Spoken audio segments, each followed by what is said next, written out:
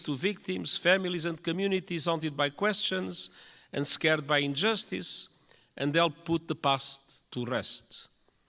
Transitional justice can play a vital role in securing lasting peace, but we all know it's not easy. By nature, it's a delicate and complex process. We know that transitional justice has the greatest chance of success when it is inclusive, comprehensive, and has victims at its heart. When it centers on truth, reparation, and justice, when women participate fully, and when all victims of human rights violations can find meaningful redress. And I welcome efforts here in Nepal to drive progress and find solutions in this regard. And I want to tell you are not alone. The United Nations, respecting the Nepalese leadership of this process, stands ready to support you with your victim-centered process and its implementation in line with international standards, your own Supreme Court's rulings. The United Nations and Nepal are old friends. Our cooperation runs deep. Nepal has long been a cherished member of the UN family and a powerful voice for developing countries, most recently as chair of the Least Developed Countries Group. And this relatively small country compared with the big powers has made an outsized contribution to international peace. Of all the countries on Earth, Nepal is the second largest contributor of troops to United Nations missions, military and police. I'm sincerely grateful to the Nepali people for their dedication, their courage, and their service in peacekeeping. And I would like to take a moment and ask for one moment of silence to honor those Nepalese who have lost their lives serving under the blue flag.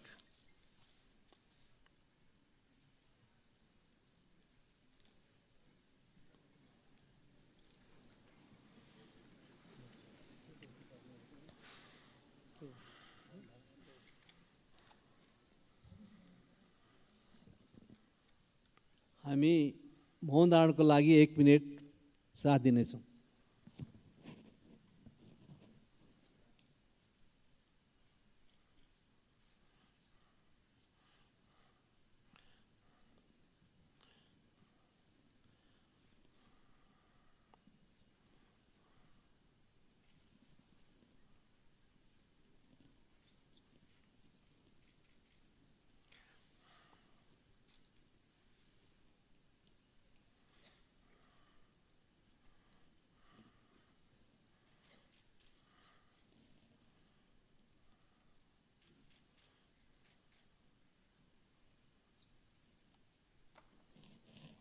Thank you.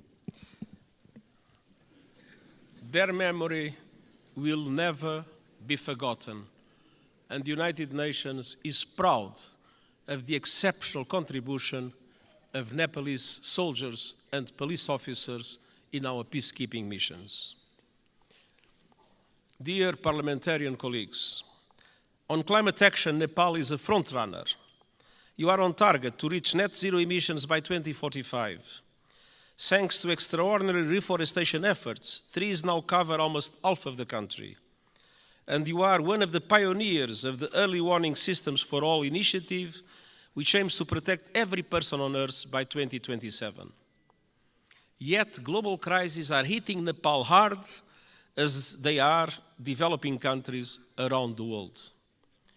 The lingering effects of COVID-19 pandemic, inflation, and above all the climate crisis are threatening hard-won development gains and squeezing the funds available for investment. Nepal contributes a minimal fraction of a percent, 0.000%, to global emissions.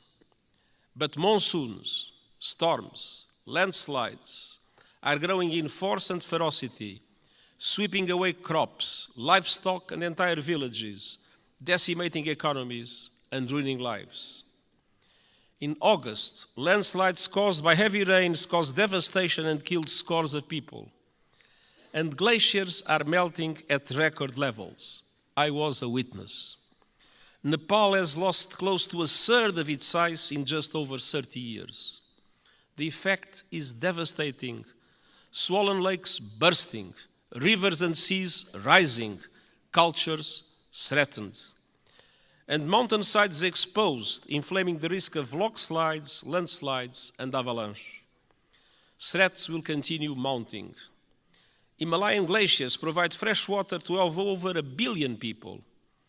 As they shrink, so do river flows. In the future, now we have too much floods, but one day in the future, Himalayan rivers like the Indus, the Ganges, and the Brahmaputra will have their flow severely limited. Combined with saltwater intrusion, that will decimate deltas in this region and beyond. That could mean low-lying communities and entire countries erased forever. Millions of people on the move and fierce competition for water and land. Nepal is now one of the countries that is suffering the most, but other South Asian countries might become in the future terrible victims of the receding glaciers of Nepal.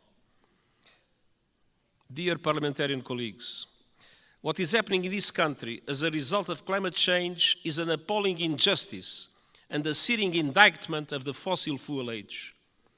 I am deeply concerned by those communities in Nepal facing the brutal impacts of the climate crisis. The United Nations stands with them. The world must do the same. That was one of the reasons why I took profit of my visit to the Everest base camp to issue a video for the whole world showing the drama of receding glaciers and the impacts that will have in the future. Nepal and other developing countries need far greater international support to aid development, accelerate climate action, and weather the current global storms. I have proposed a Sustainable Development Goals stimulus that would release at least $500 billion a year in affordable long-term finance for sustainable development and climate action in developing countries like Nepal. Member States welcomed the proposal at the General Assembly last month and committed to advance it. I call on them to take action now to make these commitments a reality. Unfortunately, in our world, many times people announce commitments and then do not implement those commitments. These commitments about finance for developing countries and climate action must be implemented. I urge leaders to act on climate without delay, with the biggest emitters leading from the front. All countries must put the acceleration agenda I propose into effect to limit the rise in global temperature to 1.5 degrees Celsius. And they must make COP28 count with a strong outcome building on the so-called global stocktake. And we also need to deliver climate justice. Developed countries must honor the promise of $100 billion a year to support developing countries in climate, and double adaptation finance as a first step of devoting half of climate finance to adaptation. Investment in the resilience of communities, in the resilience of infrastructure is today a must, because climate change impacts are not a problem of the future, they are felt today by the populations, and it is today that developed countries must support countries like Nepal to do the necessary investments in that regard. The most vulnerable must be at the center of efforts to build climate resilience. And all parties must operationalize the landmark loss and damage fund at COP28 this year. There is loss and there is damage. You can see it in Nepal. There must be a compensation for it. The Nepalese people depend on it. For families that have lost their home to storms, for communities forced to abandon their villages by rising rivers, loss and damage is not a negotiating point or a bureaucratic abstraction, it is a lifeline. Dear parliamentarian colleagues, Nepal has long been a friend to the international system, and today their system is in dire need of refresh, revitalization, and reform. The world is in a state of flux. It is moving towards multipolarity, and that is a good thing. A multipolar world provides new opportunities for leadership and balance on the global stage. But this new dynamic requires strong multilateral institutions to maintain peace. History shows us that. At the beginning of the 20th century, Europe was multipolar, but without strong multilateral institutions, it descended into war that engulfed the world. That is not a risk we can take. We need strong international reformed institutions that reflect the realities of today. But ours, like the Security Council or the Bretton Woods system, mirror the world in which they were founded almost 80 years ago. They correspond to 1945. They do not correspond to what is the world in 2023. That must change. Developing countries must have far greater representation in international institutions. I have called for reform of the outdated United Nations Security Council, and I have proposed measures to reform the global financial architecture so that it better represents developing countries and responds to their needs. And these proposals are gaining traction at this year's United Nations General Assembly and beyond. But of course, there is always the resistance of those that benefit from the present unfair systems. The United Nations Summit of the Future next year is an important chance to push further progress, and I count on Nepal's support to help make the change we need a reality. Dear parliamentarian colleagues, multilateralism must both reflect the world and respond to it. That means creating the institutions and tools we need to address new threats and to seize new opportunities. Today, technology is an example of both. It can solve problems and spur development, or it can entrench divisions and inflame inequality. Today, it's doing too little of the former and too much of the latter. We need a global response to the technologies that are changing the world at astonishing speed, to harness them for the good of humanity.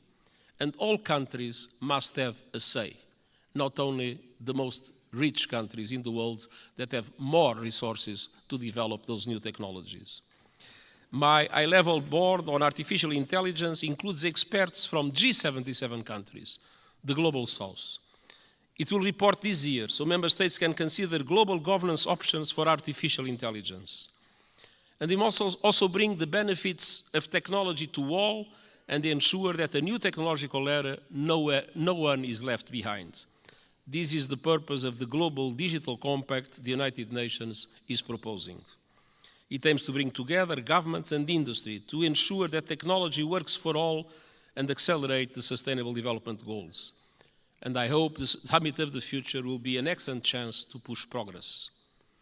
As a steadfast champion of multilateralism, peace, and developing countries' interests, Nepal will be a vital ally at the summit.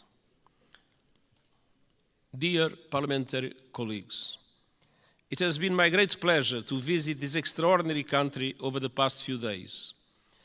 What I've seen confirms a simple truth. Nepal is a friend of the world, so the world must be a better friend to Nepal. And the United Nations will never stop fighting to make that a reality, and I thank you.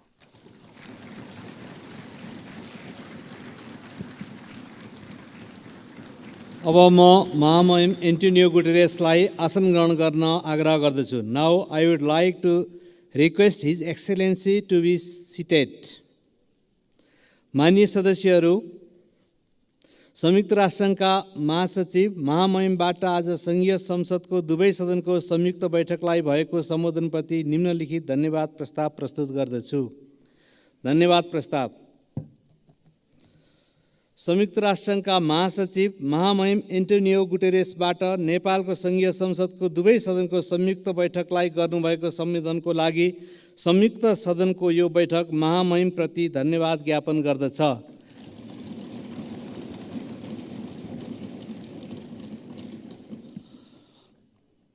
Motion of thanks. This joint sitting of the Federal Parliament of Nepal expresses its gratitude to the Secretary General of the United Nations, His Excellency Antonio Guterres, for his address to the joint sitting of the both House of the Federal Parliament.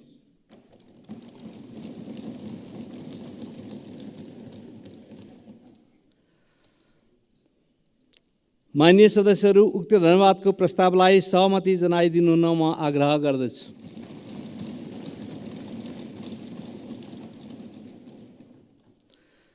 माननीय सदस्यहरू, यो बैठक स्थगित भए पश्चात सम्पूर्ण माननीय सदस्यहरू आफ्नो स्थानमा उभिएर महासचिव महामहिम एन्टोनियो गुटेरेसलाई बिदाई गरिदिनु हुन म आग्रह गर्दछु। माननीय सदस्यहरू, संघीय संसदको दुवै सदनको संयुक्त बैठक यही स्थगित हुन्छ।